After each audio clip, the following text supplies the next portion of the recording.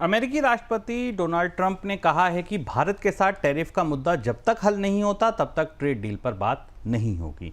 माना जा रहा है भारत और अमेरिका के बीच ट्रेड डील पर बातचीत से पहले ट्रंप भारत के ऊपर दबाव बना रहे हैं, जिस वजह से उन्होंने ये बयान दिया है। अमेरिका ने भारत पर टैरिफ को बढ़ाकर 50% कर दिया है। तो अब बातचीत की संभावना खत्म हो गई सर, आगे भविष्य कैसा नजर आ रहा है?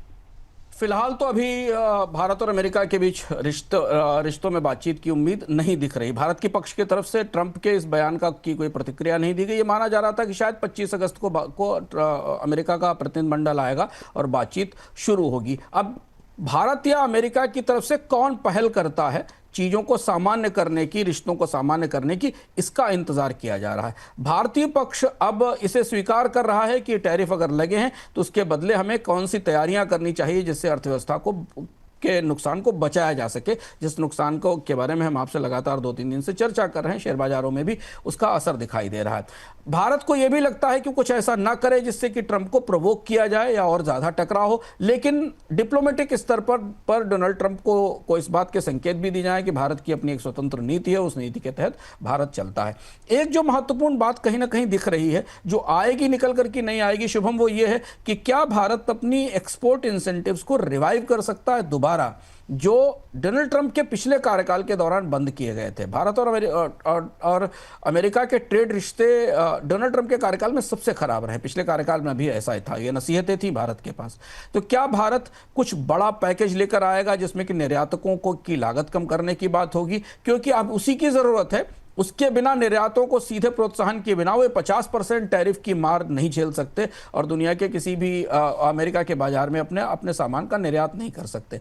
दूसरा, भारतीय पक्ष जो सूत्र बता रहे हैं वो इस कोशिश में भी है कि ट्रंप के साथ, अमेरिका के साथ रिश्तों का स्पिल ओवर बाकी देशों के साथ रिश्तों में ना हो। खासतौर से जो अमेरिका के करीबी देश हैं उनके साथ रिश्ते सामान्य बने रहें, क्योंकि इसका असर अगर वहां भी हुआ और डोनाल्ड ट्रंप ने इसकी कोशिश की तो उन बाजारों में भी भारतीय निर्यातकों के लिए चुनौती बनती दिखाई दे सकती है। तो भारत सरकार इंतजार कर रही। अगले एक हफ्ते के दौरान हमें लगता है भारतीय अर्थव्यवस्था में थोड़ी समर्थन और मदद के लिए कुछ नए उपायों की घोषणा जरूर हो सकती है, अगर भारत और अमेरिका की बातचीत की संभावनाएं तत्काल बनती नहीं दिखाई देती। चलिए, तो ये था आज का बोनस पॉइंट। और इस बीच ट्रंप को अपने घर में भी आलोचना का सामना करना पड़ रहा है। एक सीनियर यूएस कांग्रेसमैन का बयान आया है, जॉर्की मीक का, जो सीनेटर हैं। वो कह रहे हैं कि 20 साल से जो दोनों देशों के बीच काम हुआ, इतने हम लोगों ने ईयर्स लगाए, वो इस टैरिफ टेंट्रम्स की तरफ उन्होंने वर्ड दिया है, उसकी वजह से खराब हो रहा है। तो ये था हमारा आज का बोनस पॉइंट। अगले हफ्ते सोमवार को फिर मुलाकात होगी आपसे। कल बोनस पॉइंट नहीं आएगा, छुट्टी है रक्षाबंधन की वजह से। लेकिन अंशुमान जी आपको, अगर आप मेंबर हैं तो आपको ज़रूर बताएंगे कि क्या कुछ खास है अर्थम में। सर, क्या कुछ है मेंबर्स के लिए खास इस बार? देखिए, हम लोग अंतर्राष्ट्रीय व्यापार पर चर्चा कर रहे हैं और इस बीच में एक बेहद ज़रूरी घटनाक्रम जो पिछले 2 हफ्ते के दौरान हुआ, जो भारत के तमाम हजारों लोगों से जुड़ा हुआ है और जिनके दिमाग में सवाल हमेशा से गूंज रहा है कि आखिर भारत की आईटी कंपनियों को क्या हो गया है। भारत की जो सबसे अच्छी चमकदार स्टोरी थी, गोल्डन स्टोरी थी, जिसको पूरी दुनिया में स्थापित किया गया था, उन्हें कौन सी बीमारी लग गई? इतनी ज़्यादा छटनी क्यों हो रही हैं? कंपनियों पे से निवेशक लगातार क्यों निकल रहे हैं?